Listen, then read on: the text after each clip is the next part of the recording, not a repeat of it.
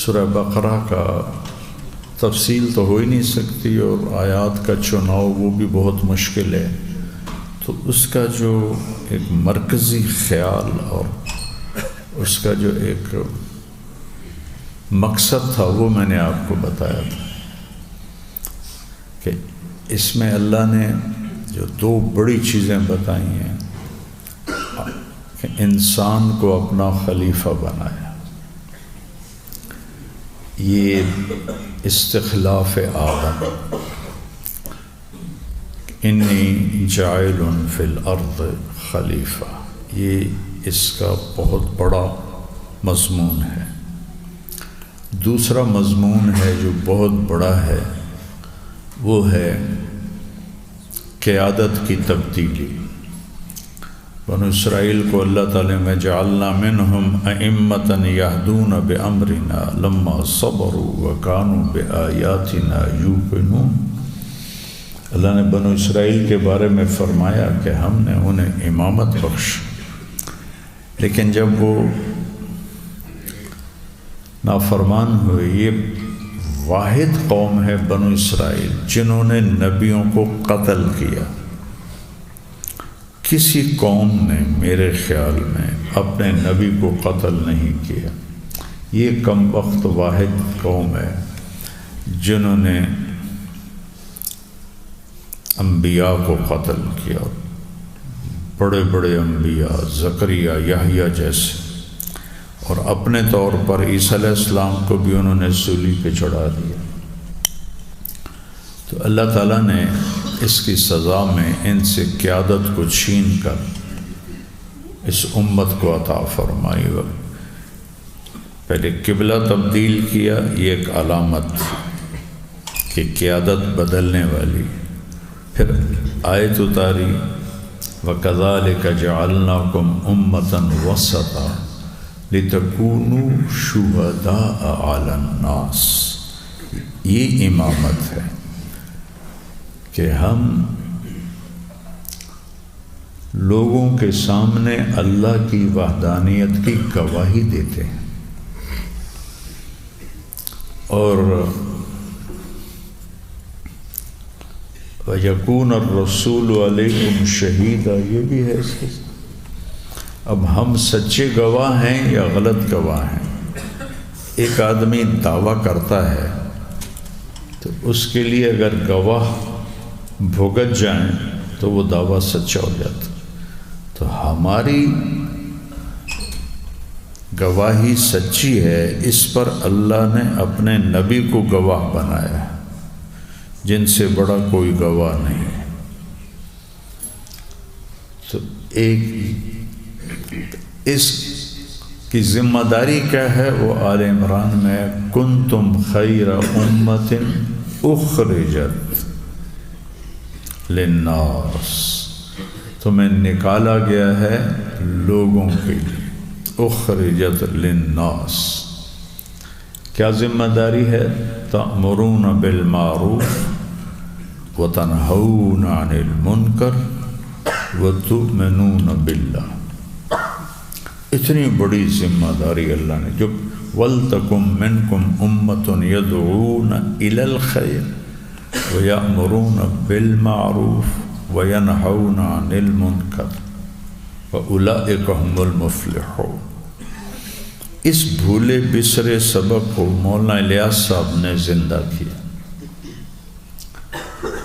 خانقاہی نظام چل رہا تھا، جو آئے گا فائدہ اٹھائے گا۔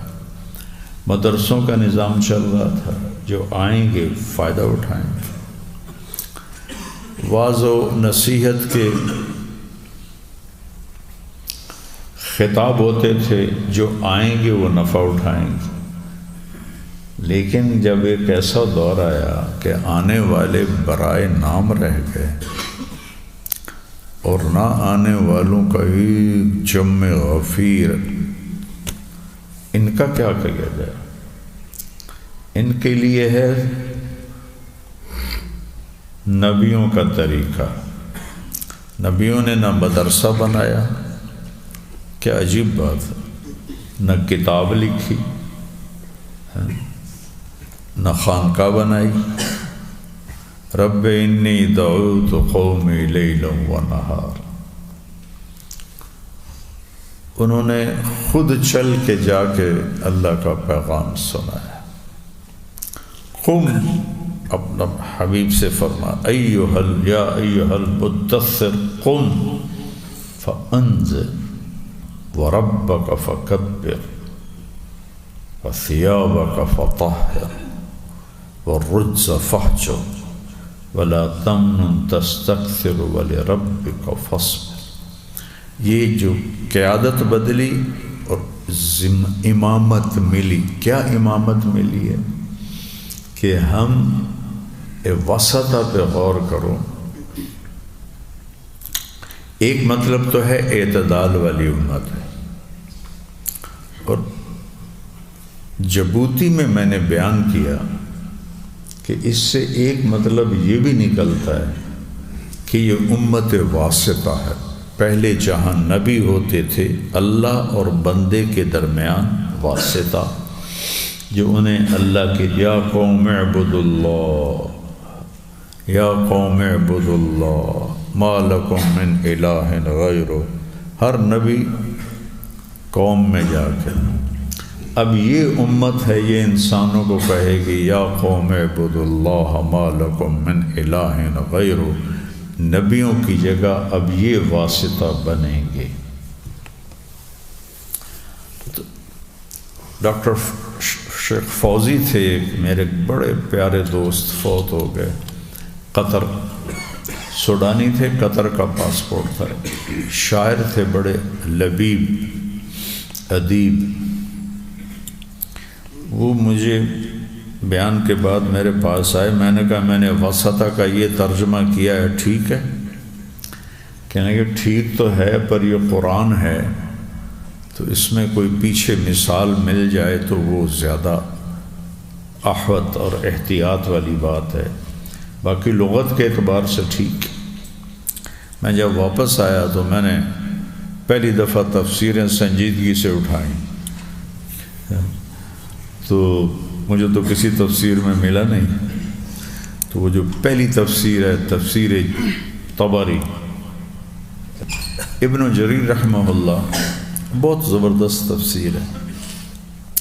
وہاں میں نے اس کو دیکھنا شروع کیا تو وہ وسطہ، اعتدال کچھ اور جو میں نے کہا تھا وہ آیا ہی نہیں. تو میرا دل بیٹھ گیا، لیکن کافی انہوں نے اس کو لمبا چلایا ہے. سب سے آخر میں انہوں نے یہ مطلب بیان کیا کہ یہ امت وسطہ ہے اللہ اور بندوں کے درمیان. تو پھر مجھے تسلی ہو گئی کہ رب رمیۃ من غیر رامن بھی تو ہوتا ہے نا، کبھی اندھے کا تیر بھی چل جاتا ہے. تو مجھے بہت خوشی ہوئی کہ اللہ نے مجھ سے صحیح کہلوایا. یہ امامت ہے، یہ قیادت ہے.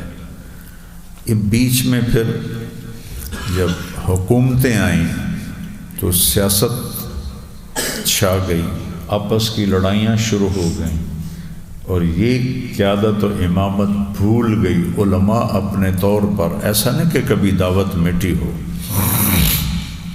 اس زمانے کے علماء، آج کے وہ وسائل ہی نہیں تھے کہ وہ ایک جگہ بیٹھ جائیں، لوگ آئیں. انہیں چل کے دعوت دینی ہوتی تھی.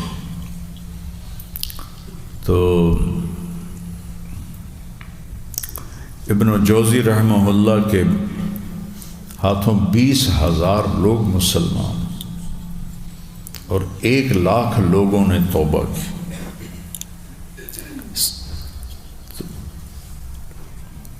آج کا جمود نہیں تھا اس وقت. تو یہ اللہ نے ہمیں ذمہ، اس کو مولانا الیاس صاحب رحمہ اللہ پر اللہ نے القاء کیا. ان کی بس کی بات ہی نہیں تھی کہ وہ ایک نئی چیز کو اس طرح لے کر آئیں. تو اللہ کی طرف سے القاء ہوا، الہام ہوا، خواب ہوا. مکے 1900 اس میں 26 میں مایوس ہو کر چلے گئے تھے کہ اصلاح کی کوئی صورت نہیں، تو ہجرت کر گئی اپنے شیخ مولانا خلیل احمد کے ساتھ مدینہ، اور میں یہیں مروں گا۔ وہاں اللہ کے نبی خواب میں آئے کہ میرے پاس آؤ، تو حضرت مدنی کے بڑے بھائی تھے، وہ بہت، حضرت مدنی تو ہجرت کر کے آ گئے تھے، وہ وہیں رہے، حبیب ان کا نام تھا، وہ بہت زیادہ ان کے تعلقات ہو گئے سرکاری لوگوں سے۔ تو مولانا الیاس صاحب نے وہ خواب ان کو سنایا، انہوں نے مزار مبارک کے جو تھے مسئول ان کو بلا کر کہا کہ شخص کو جالیوں کے اندر بھیجو، تو 3 راتیں وہ جالی اور دیوار کے درمیان سوئے۔ ان 3 راتوں میں یہ سارا کام ان کے سامنے پیش کیا گیا، ورنہ تو لوگ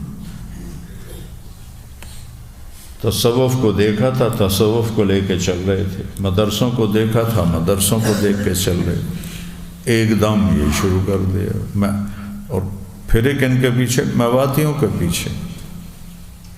مشکل ترین قوم۔ تو یہ امامت کی ذمہ داری ہے۔ پھر ایک بات اور کہنی تھی، قرآن میں یسألونک 15 دفعہ آیا ہے، 2 دفعہ تو کافروں کا یسألونک عن الجبال فقل ينسفها ربی نسفا، اور یسألونک عن الساعة ایان مرساها فیما انت من ذکراها۔ باقی 13 یسألونک صحابہ کے سوال ہیں، ہر یسألونک کے بعد قل ہے، سوائے یہ جو آخری یسألونک آتا ہے ایان مرساها، یہاں قل نہیں ہے۔ باقی ہر جگہ اللہ قل کو لائیں کہ میرے نبی یہ پوچھتے ہیں اہلا، قل آپ کہیے، اس کا یہ حکم ہے۔ یہ آپ سے پوچھتے ہیں یسألونک عن الیتامی، آپ فرمائیے، اس کا یہ حکم ہے۔ یسألونک عن الانفال، آپ فرمائیے، اس کا یہ حکم ہے۔ یسألونک عن المحیط، آپ فرمائیے، ان کا یہ حکم ہے۔ تو اس طرح یسألونک کے ساتھ قل ہے۔ روزے کی بات آتے آتے فمن شہد منکم الشہر فلیصم ومن کان مریضا علی سفر فعدۃ من ایام اخر یرید اللہ بکم اليسر ولا یرید بکم العسر۔ اللہ کتنی تسلی دے رہا ہے کہ دین آسان ہے، مشکل نہیں ہے۔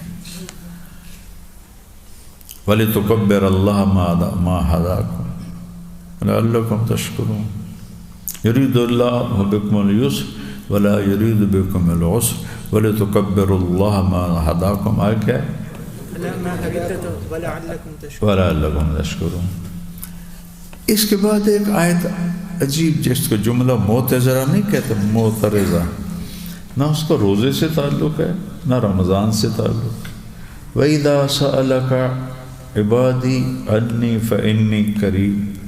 عجیب ہے یہ۔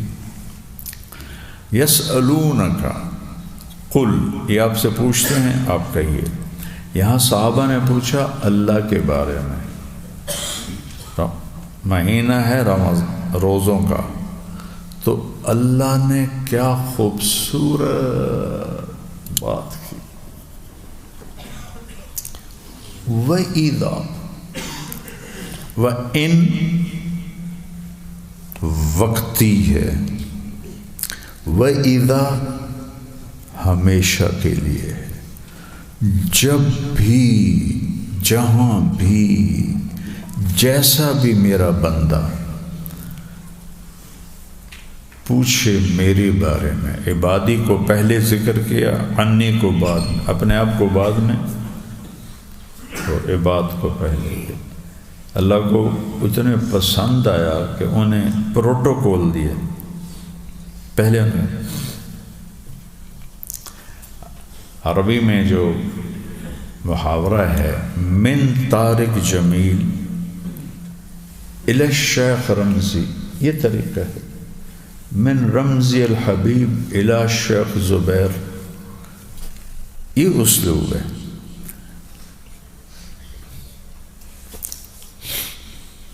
جب کسی کو عزت دینی ہوتی ہے تو اس کو پہلے ذکر کرتے ہیں، اپنے آپ کو بعد میں۔ جب سالاران لشکر اللہ کے نبی کے زمانے میں جہاد ہو رہا تھا، تو جب خط لکھتے تھے اللہ کے نبی تو من خالد بن الولید الی رسول اللہ نہیں ہوتا تھا، الی رسول اللہ من خالد بن الولید یہ ہوتا تھا۔ اسی پر تو کسرا نے خط پھاڑا، یہ کون ہے، اپنا نام پہلے لکھ دیا، من عبداللہ محمد الرسول اللہ، میرا نام بعد میں لکھتا ہے۔ اس نے آگے سنا ہی نہیں، خط پکڑ کے پھاڑ کے پھینک دیا۔ اور حیثیت کیا تھی اس کی نظروں میں؟ یمن میں اس کی حکومت تھی، وہاں کے حاکم کو کہا 2 سپاہی بھیجو اور اس کو پکڑ کے لاؤ، یہ حیثیت تھی اس کی۔ تو حضرت عبداللہ بن زبیر اور حضرت معاویہ رضی اللہ عنہما کی زمین کٹھی تھی، تو وہ جو بننا جس کو کہتے ہیں نا، وہ ایک تھا، وہ تو کبھی وہ ٹھیک کرتے آگے پیچھے ہو جاتا ہے، ہمارے بھی ہو جاتے ہیں، لوگوں کے ہمارے اندر آ جاتے ہیں، ہمارے ان کے اندر چل جاتے ہیں، کوئی جان بوجھ کے نہیں ہوتے، وہ اندازے سے ہوتا ہے۔ تو ان کے غلاموں نے جان بوجھ کے تو نہیں کیا ہوگا، غلطی سے وہ کافی اندر چلے گئے عبداللہ بن زبیر کے۔ تو انہوں نے اب حضرت معاویہ کو خط لکھا کہ تیرے غلام میری زمین پر قبضہ کر رہے ہیں، انہیں سمجھا لو کہ یہ زیادتی چھوڑ دیں، ورنہ میں تم سے نمٹ لوں گا۔ اب کہاں 90 لاکھ مربع میل کا حکمران اور کہاں ایک عام شہری، رتبے میں تو عبداللہ بہت اونچے تھے۔ معاویہ نے پڑھا تو یزید کو بلایا، کہا یہ خط پڑھو۔ اس نے پڑھا، کہا کیا جواب ہے؟ کہا جواب نہ دو، ایک فوجی دستہ بھیجو جو اسے زنجیروں میں باندھ کے لائے اور آپ کے سامنے پٹخ دے، اسے پتہ چلے کہ امیر المومنین سے بات کیسے ہوتی۔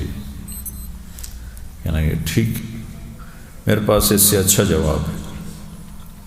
تو اب لکھنا تھا من عبداللہ امیر المومنین معاویہ ابن ابی سفیان، انہوں نے لکھا الی عبداللہ ابن الزبیر نہیں، الی ابن حواری الرسول۔ بہت حلیم ہستی تھے حضرت معاویہ رضی اللہ، بہت حلم تھا۔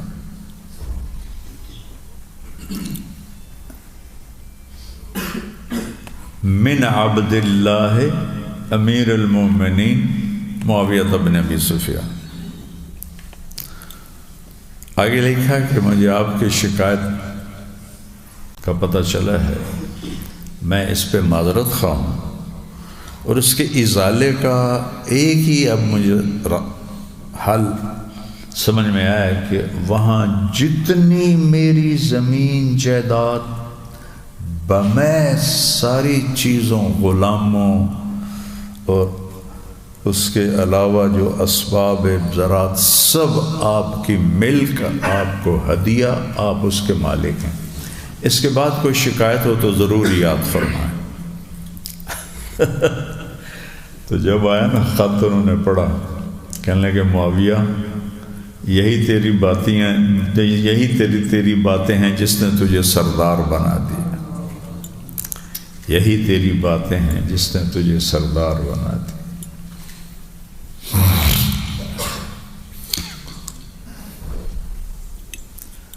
تو وَإِذَا سَأَلَكَ عَنِّي نہیں عبادی عنی، ایک تو یہ اللہ نے آپ کو کتنی عزت دی، دوسرا ہے قُلْ إِنِّي قریب میرے نبی ان سے کہیے کہ میں قریب ہوں۔ وہ یہاں اللہ نے اپنے نبی کو بیچ میں سے ہٹا دیا، کہا میرے محبوب ان کا میرے بارے میں پوچھنا مجھے اتنا اچھا لگا ہے، آپ پیچھے ہٹ جائیں، میں خود جواب دوں گا۔ میرے بندے میں حاضر ہوں، فإنی قریب، میں حاضر ہوں۔ سبحان اللہ،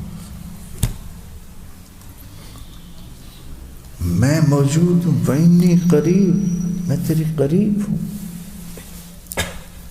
کس کمال کی بات! میں طلحہ سے کہوں بھائی بلال کدھر ہے، اس سے تو نہیں پوچھا، آپ سے پوچھا، آپ کے بجائے بلال خود کہے مول صاحب میں حاضر ہوں، تو یہ ایک عزت، میرے لیے عزت کی بات ہے نا کہ اس نے بیچ میں واسطے کو ہٹا دیا۔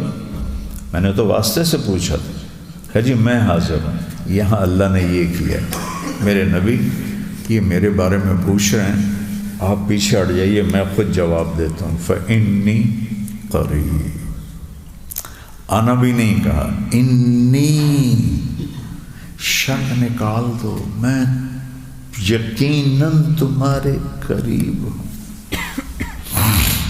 نیڑے ہوں، نیڑے۔ کیا کرتا ہوں؟ اجیب دعوت الداعی۔ اچھا، دعا ہوتا ہے بار بار پکارنا، اور دعوتاً ہوتا ہے ایک دفعہ پکارنا۔ تو یہاں دعوتاً پر الف لام لگایا، مضاف مضاف الیہ بنایا، دعوت داعی، مضاف الیہ معرفہ ہے تو یہ نکرہ بھی معرفہ ہو گیا۔ اس کو معرفہ کیوں بنایا ہے؟ جس نے زندگی میں ایک دفعہ مجھ سے مانگا نا، مجھ سے بات کی، اور ایسے پتہ نہیں کتنے مانگنے والے، میں سب کی دعا کو سمجھتا ہوں، سب کی پکار کو سمجھتا ہوں۔ کیا بولا یہ کہنے کی ضرورت نہیں مجھے، ایک دفعہ بھی جو پکارے گا نا اس کو بھی جواب دوں گا۔ پھر الداعی، ٹھیک۔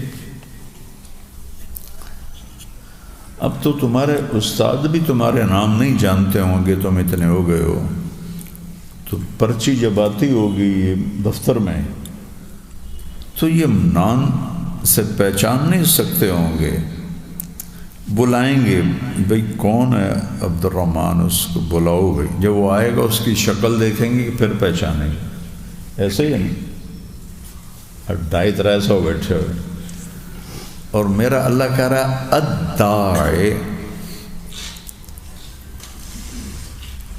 پکارنے والے پر الف لام یعنی معرفہ۔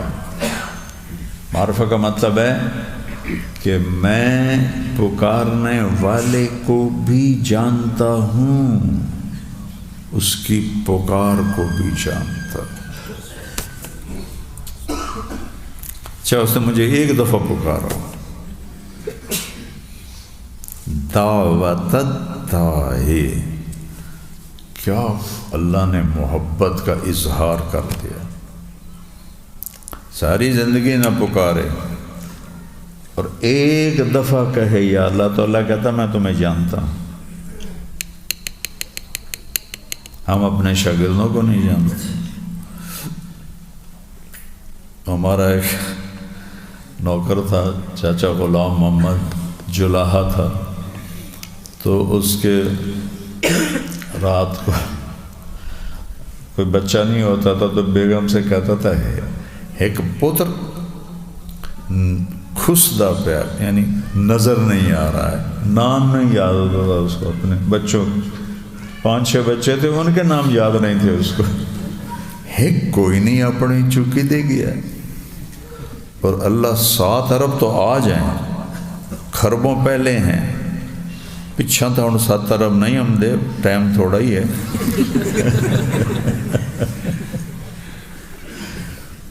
تو میں اس کے علم پہ قربان جاؤں جو مجھے دیکھ رہا ہے، آپ کو دیکھ رہا ہے، کہتا ہے ایک دفعہ جو پکارے گا اس کی پکار کو بھی جانتا ہوں، اس کو بھی جانتا ہوں۔ اذا دعان، کوئی ٹائم مقرر نہیں ہے، جب بھی پکارے۔ اب ملنے والے میرے اتنے ہوتے ہیں کہ میں نے پرچی لگا دی، بھی جو آئے اس سے لکھواؤ کون ہے، کہاں سے آیا، پرچی اندر بھیجو، میں دیکھوں گا، اگر کوئی ہوا میرا جاننے والا تو ملوں گا، نہیں ہوگا تو معافی مانگ لوں گا، چونکہ اکثر 99% سائل ہوتے ہیں، ملنے والے نہیں ہوتے، ضرورت مند ہوتے ہیں، اور میرا دل ہے کہ جو آئے اس کو خالی نہ بھیجوں۔ لیکن قلت لا اجد ما احملکم علیہ، کائنات کے سردار محمد مصطفیٰ کے پاس صحابہ آتے ہیں کہ ہم نے تبوک میں جانا ہے، اور وہ فرما رہے ہیں میرے پاس تو کچھ ہے نہیں، میں تمہیں کیا دوں۔ تو طارق جمیل گندگی کے کیڑے کی کیا مجال ہے؟ تو اکثر چونکہ وہ مانگنے والے ہوتے ہیں تو پھر میں باہر اندر سے ہی معذرت کر لیتا ہوں۔ تو میرا اللہ کہہ رہا ہے اذا دعان، جب پکارو گے، جس وقت پکارو گے، رات کو، دن میں، صبح میں، جس زبان میں پکارو گے۔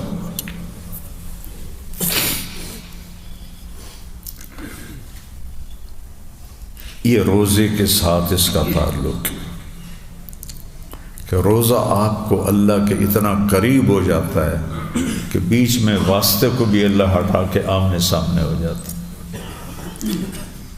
تو اللہ نے کہا فَلْيَسْتَجِيبُوا لِي، ایک کام تم کرو، فَلْيَسْتَجِيبُوا بھی نہیں کہا، لی کہا ہے، پھر تم میری خاطر، میری بھی تو سنو، میری خاطر، جسے ماں کہتی ہے بیٹا میری خاطر ہی یہ کام کر لو، اللہ کہہ رہا وہ میری خاطر تم میری بات پہ لبیک کہہ دو۔ پھر آگے عقیدہ تھا تو وہاں ذمہ داری لائے، فَلْيُؤْمِنُوا بِی، اور مجھ پہ ایمان لاؤ، کیا ہوگا؟ رشد ملے، سیدھے مجھ تک پہنچو گے اور میں تمہارا ہاتھ پکڑ کے جنت میں پہنچا دوں، وہاں حور تمہارا ہاتھ پکڑ کے چومے گی، تمہارے سر سے پاؤں تک گڑگڑ ہونے لگ جائے گی۔